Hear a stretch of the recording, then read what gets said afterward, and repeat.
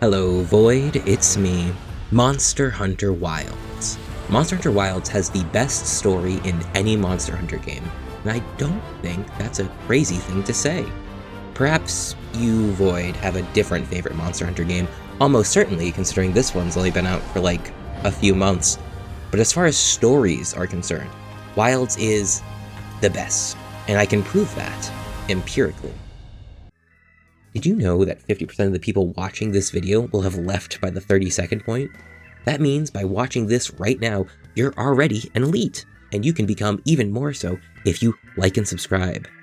Now, I don't have any personal stake in you doing this, but I do like seeing number go up, so consider subscribing.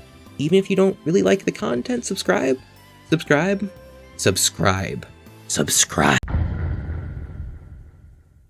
How do I follow such a bold statement? Such a brash declaration? Well, first things first, we need to talk about stories in games. Video games are unique amongst mediums for telling a story.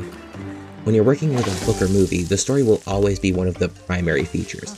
Sure, there may be something interesting like a connected world, or a new CGI, but sitting right in front of you will always be the story. Therefore, the story must be, to some extent, good. This is not so with video games. See, the key feature of every video game is not the story, but instead, the gameplay. There are plenty of games that exist without stories, or with stories so far in the background that they have become extraneous. This means that when a game does include a story, the story has to warp itself around the game. The story in a game only exists within the context of the core gameplay loop.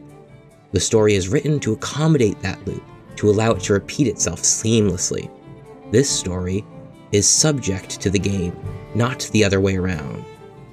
And this is interesting, especially for Monster Hunter. Monster Hunter is a game built around a solid, meaty core gameplay loop. Get new gear, hunt bigger monster, loot it, make better gear, hunt bigger monster, loot it. It is a formula forged in time and tried against the mightiest.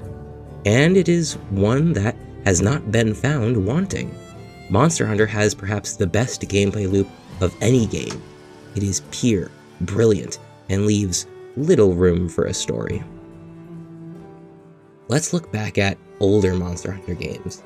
Those games were built around a hub area, in which you would accept a quest, travel to a small regional area, hunt a monster, after which you would return back to the hub area, where the cycle would repeat endlessly.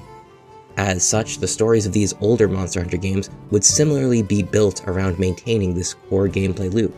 Oh no, Hunter, there's a monster nearby, we better go kill it before it keeps on living. Oh no, Hunter, Zora Magdaros is kinda disturbing the ecosystem or something. Let's go shoot it with cannons for 20 minutes. The story is the set dressing in these games. You might get a cool intro cutscene for a monster for the first time you see it. You might get a little bit of lore from an NPC. But for the most part, it is pushed to the background, because the game does not have the tools to support anything larger. Wilds is different.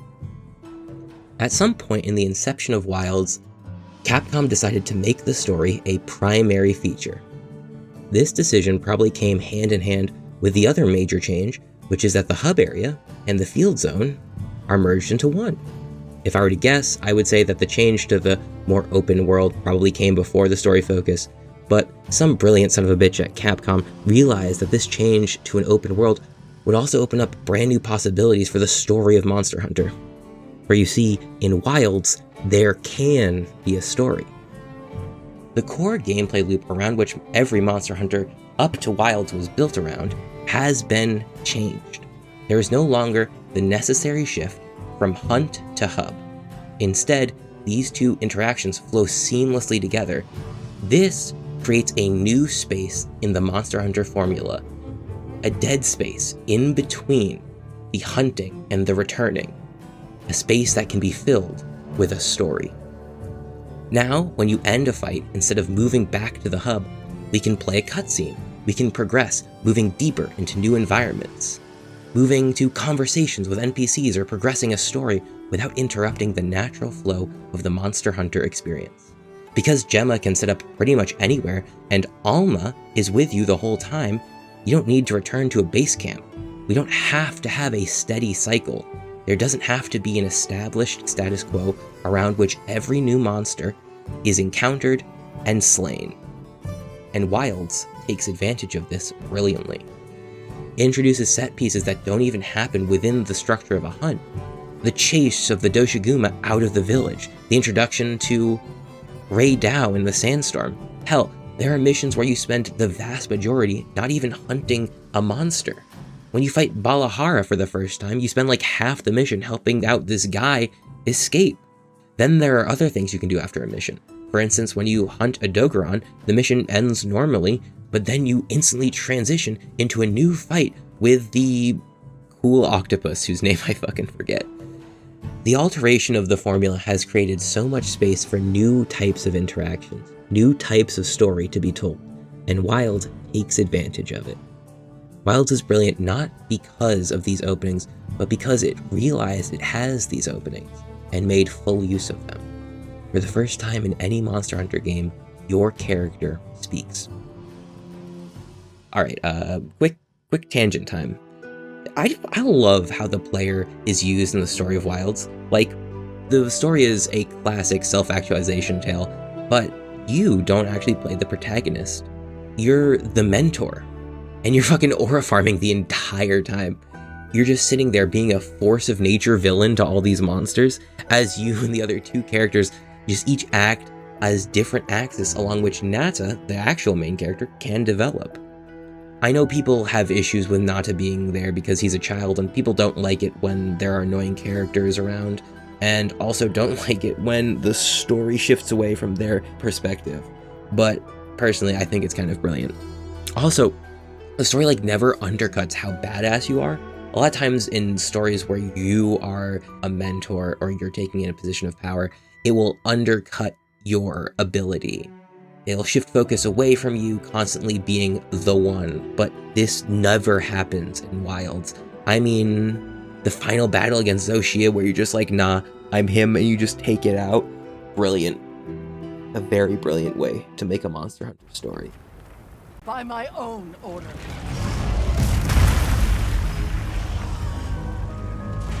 I will slay Zoshia.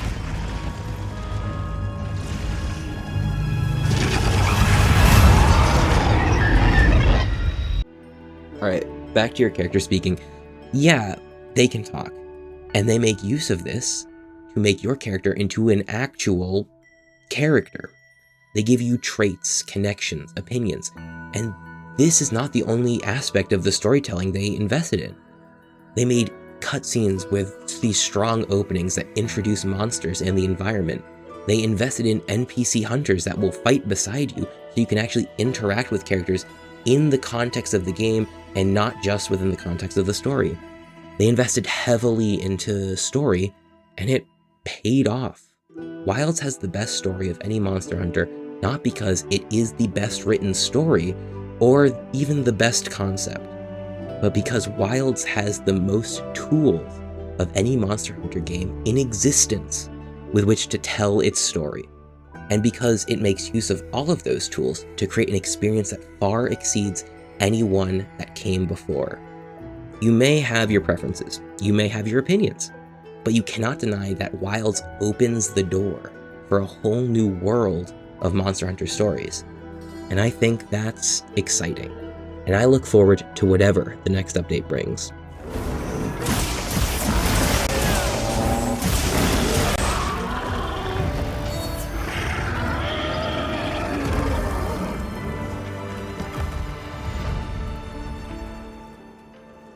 Alright, that's the end of the video.